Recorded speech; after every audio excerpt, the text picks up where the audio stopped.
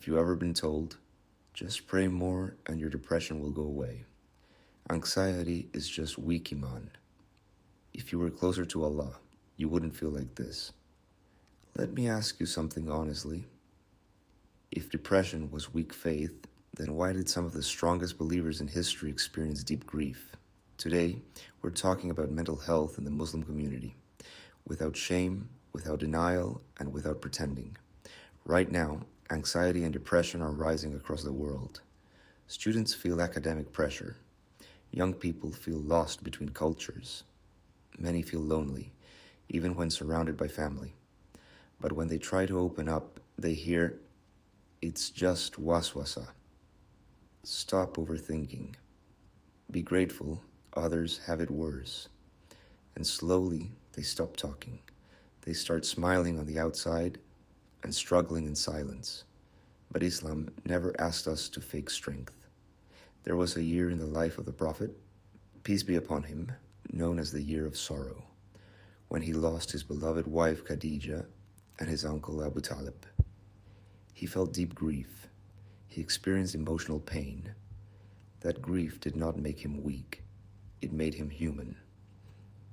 Prophet Yaqub cried so much over the loss of his son that he lost his eyesight. The Quran does not criticize him for that sadness. It tells us about it. Islam acknowledges grief. Islam acknowledges tears. Islam acknowledges emotional pain. Sadness is not disbelief. Crying is not weak iman. Struggling does not mean you are far from Allah. Now let's understand something important. Depression is not just feeling sad. It can involve changes in brain chemistry. It can affect sleep, appetite, energy, focus. It can make simple tasks feel impossible. If someone has a heart condition, we don't say, just make dua, you don't need treatment. If someone has diabetes, we don't say, just have sabr, you don't need insulin. Then why do we say that when the brain is struggling? The Prophet, peace be upon him, taught us to seek treatment. Allah did not create a disease without also creating its cure. Therapy is not against tawakkul. Medication is not against faith. Asking for help is not a sin. In fact, taking means and then trusting Allah is part of Islam. The Prophet, peace be upon him, tied his camel first and then relied on Allah. That is balance. Sometimes what we call Islamic advice is actually cultural stigma.